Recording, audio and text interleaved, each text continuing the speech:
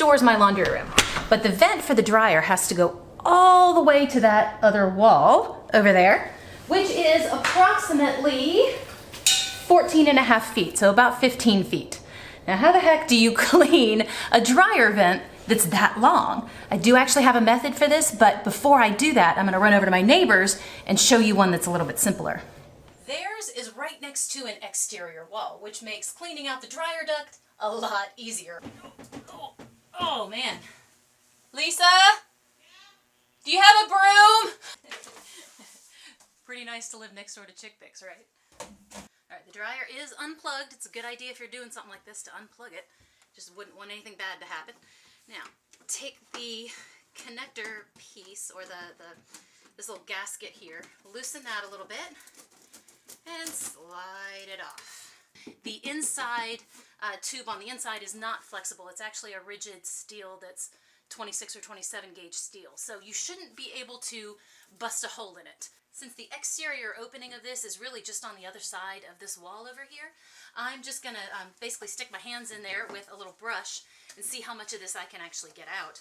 A few years ago when my mom first moved up here, I was helping her clean out her dryer duct when she first bought her condo, and it looked like there had been probably years worth of bird's nests in there. So many seasons worth. So that was interesting. And that can also clog it up. Now this is a really cool thing, and when I use it for mine, I actually extend it, all these pieces together, which I will show you guys in a minute. But for now, basically this is flexible. So it'll bend around the curves. All right. Ooh, man. Ooh, goodness, dirty. Okay, now this is where it gets fun. Essentially what you do is you take your drill, this is theirs, you're going to open it up as much as you can, pop this guy in there, tighten up the chuck around it. You're going to pop that in there as far as you can.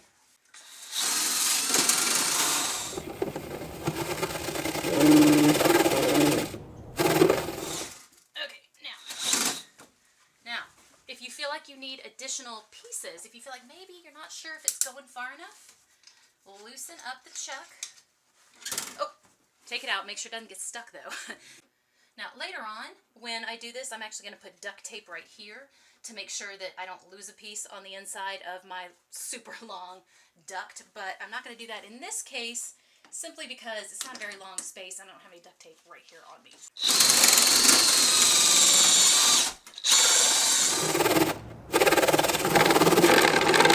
Now, while I'm at it, I'm going to take off this whole vent and clean out as much of that as I can as well. All right, there. Hello! So I'm going to take this again and just kind of shove it through there. Get as much out of there as I can. Oh, look at that. Woo! Oh.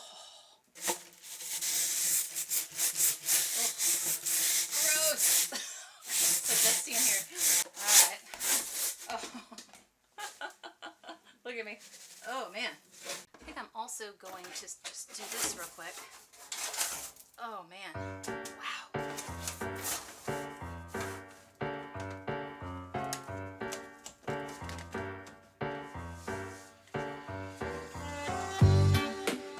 As you're moving this forward, you want to make sure you're checking to make sure that you're not obscuring the airflow in there with the way it bends. So just be very careful when you push this back in. Another important part of this, of course, is to make sure that you clean out your lint screen pretty frequently. I've actually had a few people mention on my channel that if you use a fabric softener, a liquid fabric softener, that it can really gum up these lint screens. So if you do use a fabric softener, I don't, because it makes me itchy in very uncomfortable places, but if you do, make sure you take this out every once in a while and scrub it. All right, I got everything cleaned up, and now I'm gonna turn it back on and see, let's see. Let's do normal. Start. Oh, press and hold. Ideally, we would also clean off all of the crusty stuff that's built up on the outside of that opening. Unfortunately, none of us actually has a ladder that's tall enough, so until we can figure that one out, we're gonna have to let that go. But luckily for me, mine is right here at eye level. I'm gonna take this outside and show you just why it's so important that you do clean these things regularly. This is the lint that I just pulled out of that lint screen. All it is lint. I haven't added anything to it. There's a little dog hair in there too.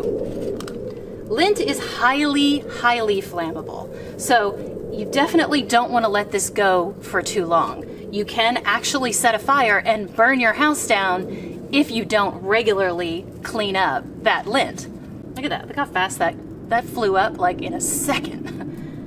But unlike my neighbor, mine has a flexible tube. Hers is semi-rigid, but mine also has one of these where you basically just squeeze it to open it and then you let it go and it tightens. So it's a little simpler. All right, now I'm gonna take a little bit of duct tape and wrap it around the end of this and also the ends as I add them, because the last thing you want is for them to come unscrewed from each other on the inside of this tube, because then you're really in trouble. All right, so let's get this in here. Okay. Add a little duct tape.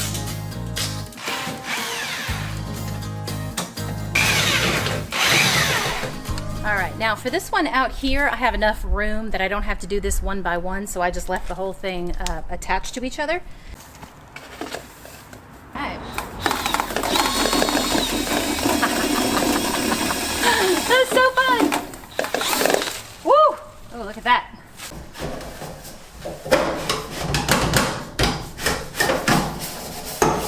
The vent tube on this leading from the dryer to the wall was pretty worn out. I just got another flexible one just because I felt like that was going to be the best situation for me. Now I have an electric dryer, so this flexible line is just fine. But if you have a gas dryer, you need to have a hard or rigid line leading from your dryer to the wall.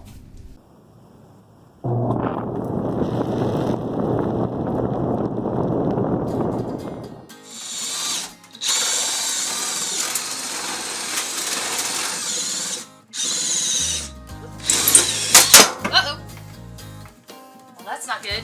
I lost it, see? That is why you duct tape it. Okay, so what I have done is I got it all the way out, but now I can't pull it back in. So this is the behind the scenes that you don't see when things get screwed up.